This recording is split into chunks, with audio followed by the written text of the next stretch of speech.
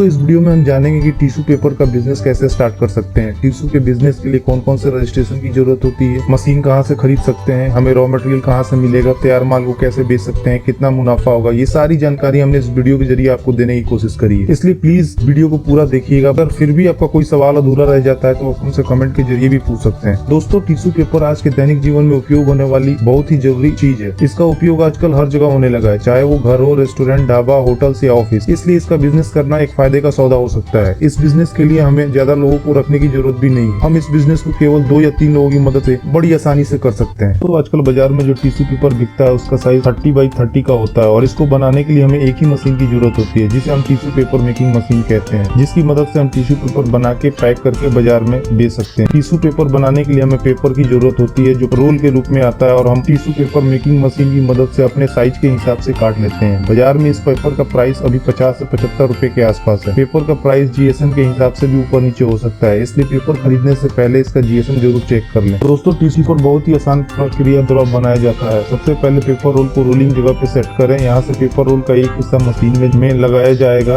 अगर आपको रंगीन टिश्यू बनाना हो तो आप कलरिंग जगह पे अपने मनपसंद कलर को डाल के इससे पेपर को जोड़ सकते हैं। पेपर पे अपने ब्रांड का टैग लगाने के लिए इसी कलर पैनल में अपने रबड़ का टैग भी लगा सकते हैं। यहाँ के बाद पेपर रोल का हिस्सा एम्बोसिंग के लिए जाता है। एम्बोसिंग के लिए मशीन में एम्बोसिंग रूल लगा होता है। एम्बोसिंग से गुजरने के बाद पेपर रोल पारदर्शी हो जाता है, टिश्यू पेपर के जैसा। फिर एम्बोसिंग के बाद टिश्यू पेपर फोल्डिंग सेक्शन में जाता है। इस सेक्शन में टिश्यू पेपर फोल्ड होकर कटने लगता है। कटने के बाद टिश्यू पेपर पूरी तरह बन के तैयार हो जाता है। टिश्यू पेपर बन जाने के बाद इसके पैकिंग पे विशेष ध्यान देना होता है। आप अपने ब्रांड के तैयार डब्बे या अपने नाम से छपे प्लास्टिक के पन्नी में पैक कर सकते हैं। पैक करने के लिए 50-50 या 100-100 के पैकेट बना के कोलगेटेड बॉक्स में पैक करके ऑर्डर के अनुसार बेच सकते हैं। इस बाजार में टिश्यू पेपर की मांग बहुत अधिक है। हर साल टिश्यू पेपर की खपत बाजार में 12% तक बढ़ जाती है। इस टिश्यू पेपर इंडस्ट्री एक बड़ा रूप लेता जा रहा है और कितने सारे लोग इस बिजनेस को करके अच्छा खासा मुनाफा कमा रहे हैं। आप अपने टिश्यू पेपर को बाजार में रिटेल या होलसेल में बेच सकते हैं। रिटेल में बेचने के लिए आप सीधे बड़े बड़े होटल्स, रेस्टोरेंट या ऑफिस में कॉन्टेक्ट कर ऑर्डर ले सकते हैं या फिर बड़े दुकानदारों से संपर्क कर बेच सकते हैं। या फिर रिटेल में आपको हर दुकान पे जाके सैंपल दिखा के ऑर्डर लेना होता है। डायरेक्ट रिटेल में बेचने पे आपको ज्यादा मुनाफा हो सकता है।